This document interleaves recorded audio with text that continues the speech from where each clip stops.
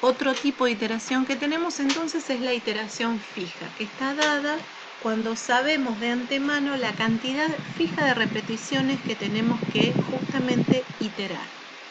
¿Sí? Es lo que en la unidad introductoria llamábamos repetir, o en lenguajes de programación, for. ¿Sí? Es cuando sabemos la cantidad de veces. Si lo queremos graficar, bueno, acá dice repetir n veces, siendo n un número, algo. ¿Sí? Supongamos que queremos repetir 3 veces algo. Entonces n vale 3. En este caso hacemos, repetimos la primera vez, b, la segunda vez, b, y la tercera y última vez, b. Luego entonces vamos a ejecutar c. ¿Sí? Pero a diferencia del while, el for itera entonces una cantidad fija de veces. Veamos un ejemplo concreto, a ver, en pseudocódigo. Supongamos que intentamos escribir un algoritmo en el que permita tomar una caja que se encuentra al final de una escalera que tiene 8 escalones. ¿Sí? Entonces tenemos, imagínense, una escalera con 8 escalones. Imagínense que estamos parados abajo de la escalera, sí, enfrente de la escalera, pero justo abajo, y sabemos que tenemos que subir 8 veces un escalón para tomar esa caja y después bajar. Entonces la situación es clara, tenemos que repetir algo 8 veces para este problema.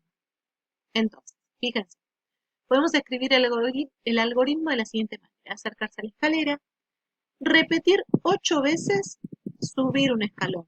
Esto lo voy a hacer 8 veces, ¿sí? Nada me va a interrumpir. Lo voy a hacer 8 veces. Entonces sé que al repetir 8 veces subir un escalón, al final voy a terminar en el último escalón. Voy a tomar la caja, voy a girar 180 grados y luego tengo que nuevamente repetir 8 veces bajar un escalón. ¿Para qué? Para bajar al final de la escalera. Ese ejemplo era concreto y claro. Tenía que hacer algo una determinada cantidad de veces, en este caso 8, y bueno, y no había otra opción. Ahora, si yo no supiera en qué escalón se encuentra la caja, ahí es otra la historia. Ahí debería usar un condicional con un mientras, ¿sí? Debería usar una condición con una iteración que dependa de esa condición. Y debería preguntar en cada iteración si encontré la caja. Este no es el caso. En este caso sabíamos la cantidad de veces que teníamos que iterar y por eso utilizamos un repetir.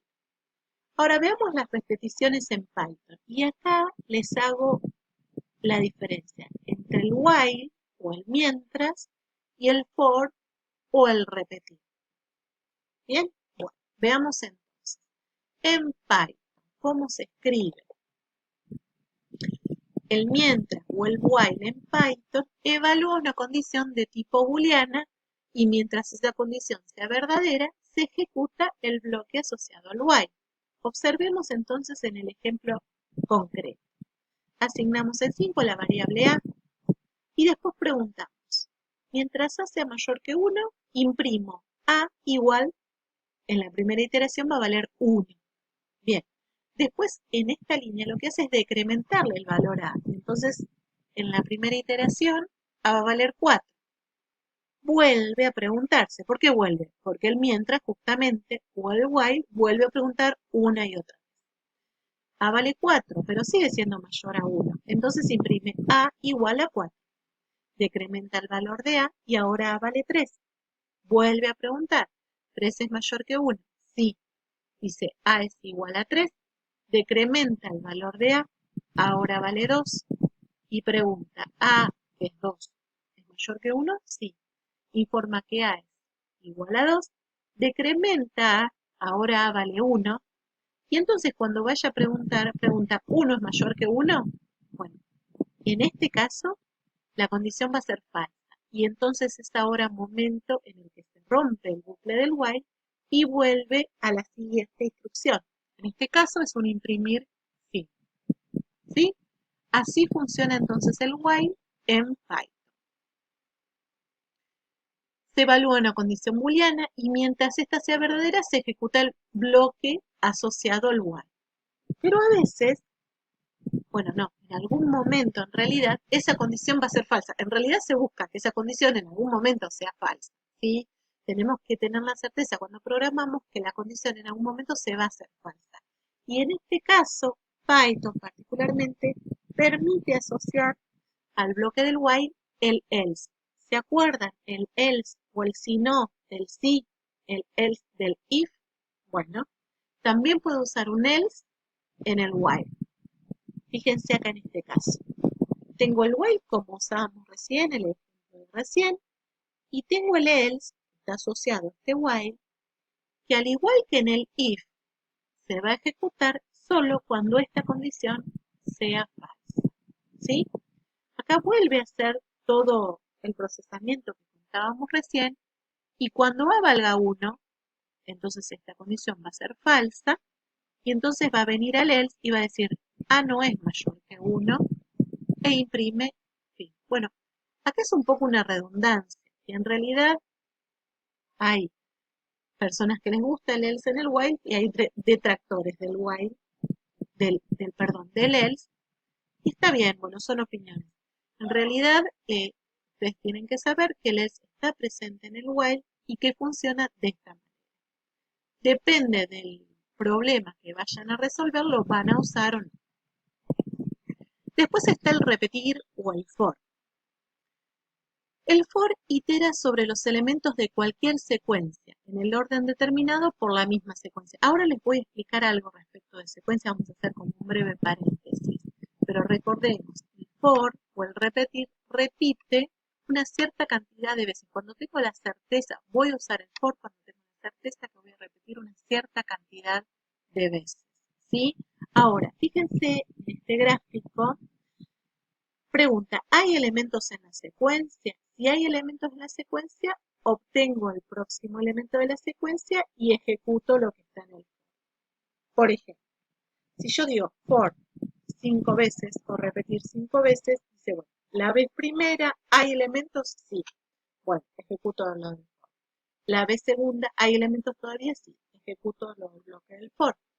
¿Hay elementos en la vez tercera? Sí. Ejecuto los elementos del bloque del for. Y así hasta la vez número 5. Como yo hice un for 5 veces, después no va a haber más elementos en la secuencia y voy a seguir por el camino del no. O sea, voy a salir del for. ¿Sí? Veamos entonces acá un ejemplo. La estructura for-in se puede usar para iterar sobre los valores numéricos generados con range, sobre los caracteres de una cadena de caracteres y sobre los elementos de una tupla. A ver, no hemos hablado de tuplas aún, pero sí hemos hablado de cadenas de caracteres. Vamos a ver algunos ejemplitos. No es tan difícil como parece. Se escribe de esta manera. For x in range 10. Vamos a traducir. For es repetir. X va a ser el valor de la variable, porque el for va a usar una variable, entonces tenemos que poner un nombre, y esta variable va a tomar distintos valores que se los damos a partir de este rango. Este rango 10 toma la secuencia que va desde el 0 hasta el 9. Es como si acá le dijera, los rangos de 10 son los elementos 0, 1, 2, 3, 4, 5, 6, 7, 8 y 9. Entonces, son esos valores y únicamente esos valores y en ese orden los que va a tomar X. Entonces, este print, ¿qué va a hacer? La primera vez va a imprimir 0. La segunda vez va a imprimir 1. La tercera vez va a imprimir 2. Y así sucesivamente. La décima y última vez va a imprimir 9. ¿Sí? Veamos ahora este ejemplo. En este ejemplo, X, que es el nombre de la variable, va a iterar no sobre un rango de números, como acá, sino sobre una cadena de caracteres. Y esto ya lo vimos, ¿sí? Esta cadena está compuesta por la U mayúscula, la N minúscula, la A, un espacio en blanco, la C y cada uno de los caracteres de esta cadena. Entonces, X va a tomar como primer valor la U mayúscula. En la segunda iteración va a tomar como valor la N. En la tercera, la A. En la cuarta, el carácter vacío. Y así, perdón, el carácter en blanco. Y así hasta que llegue hasta la última. Si nosotros ejecutáramos esto en Python, va a imprimir entonces eso, la U mayúscula, luego la N, luego la A, y así hasta el finalizar la cadena. Y en este último ejemplo, que dice for x int 1,2,3, y ahí hablamos de una tupla. Una tupla es un conjunto estático de elementos, en este caso es un conjunto conformado por los números 1, 2 y 3, que tienen ese orden, ¿sí? Y bueno, x en este caso va a tomar el valor 1, después el valor 2 y después el valor 3. Eso es lo que va a hacer este for. Acá tienen los ejemplos, ¿sí? De la cadena de caracteres en este caso y del rango en sí. Va a empezar desde 0 y va a terminar en 4. ¿Está bien? Acá como itera sobre una cadena de caracteres, va a empezar por la H y va a ir por cada uno de los caracteres hasta el último, que en este caso